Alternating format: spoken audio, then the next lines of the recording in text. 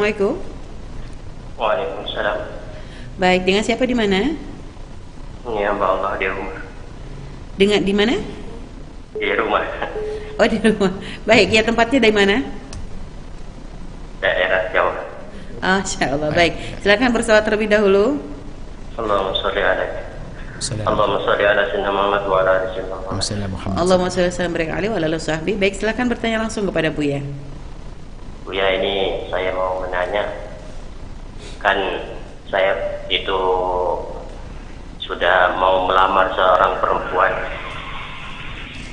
terus apa namanya, ya sudah tahun-tahun pertama tertunda, tahun ini tertunda lagi masalah ini ya kan, COVID ini, masalah PPKM. Jadi apa namanya, jadi saya teringat oleh pernah pesan Bunda waktu kemarin itu, kalau kita ada masalah kan istikharah.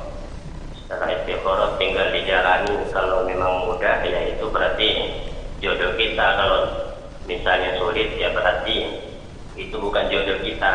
Jadi saya berpikir, apakah karena gagal ini mungkin dia itu bukan jodoh saya.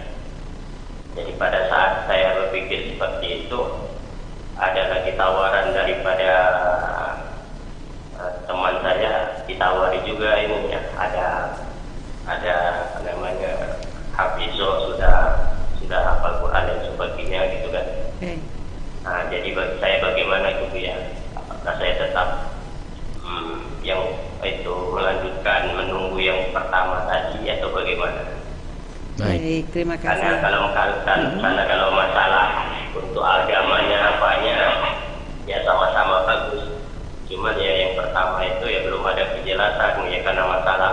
Baik, kalau Anda sudah punya kecocokan dengan yang pertama dan menurut Anda juga dia wanita yang baik, tidak kalah baik dengan yang kedua, maka lanjutkan yang pertama, karena Anda sudah terlanjur memberikan janji kepada mereka untuk menikah, kepadanya untuk menikahinya.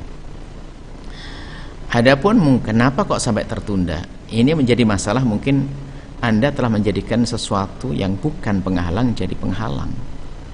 Memang kalau ada PPKM ini kalau ada ini apa sih penghalangnya di mana?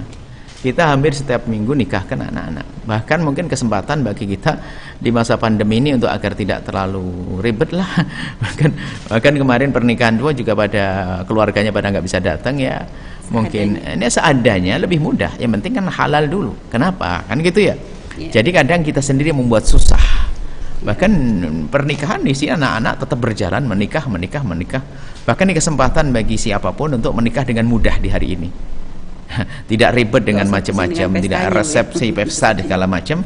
Kesenangan kan pribadi antara suami istri, kemudian semuanya memaklumi keadaan. Jadi jangan menjadikan sesuatu yang bukan penghalang sebagai penghalang. Kalau memang Anda menjadikan sesuatu yang bukan penghalang seperti penghalang, biarpun Anda dengan yang kedua nanti juga akan menemukan yang serupa.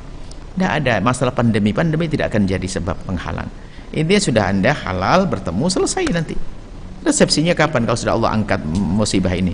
Lah kalau pernikahannya nunggu musibah ini diangkat kapan? Esok hari bisa saja diangkat, tapi bisa saja tahun depan, tapi tidak tahu setelah kapan. Ya, ini masa pernikahan Anda harus Anda hubungkan dengan seperti itu yang tidak jelas. Karena Allah menguji kita ini sampai kapan tidak tahu dengan pandemi ini. Harapan kita adalah ujian esok hari sudah selesai. Jadi Anda jangan menjadikan yang bukan penghalang sebagai penghalang. Lanjutkan dengan pertama, karena sudah Anda terlanjur janji, bismillah, besok pagi Anda datang kepada calon mertua, mau nih. Kalau ternyata mereka sudah tidak mau dengan cara Anda praktis yang cepat, karena menghalalkan, membuka pintu halal adalah hal yang sangat baik. Kalau mereka tidak mau, sudah Anda putus, selesai ya, Anda tidak usah mikirin, Anda pindah yang baru lagi, tidak.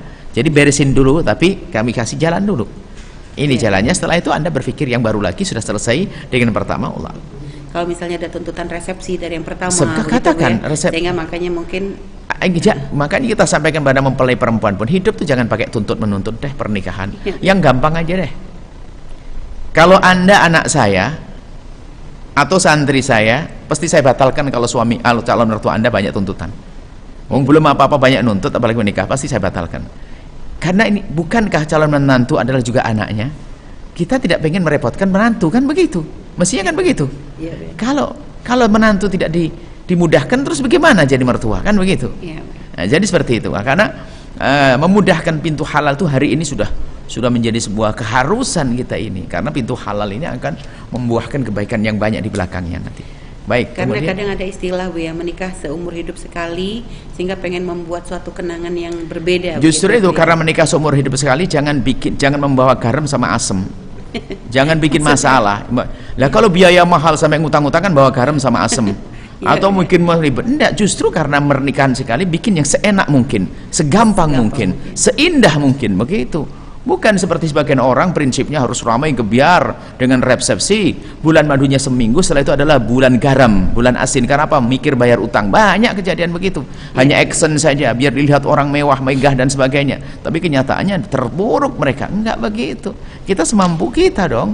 Ya, bukankah keindahan di dalam hati mempelai suami istri indah, bahagia? Itukah? Cuman kadang cara berpikir kita bukan ke dalam kita, ngikuti apa kata orang, ngikuti cara hidupnya orang, menjadi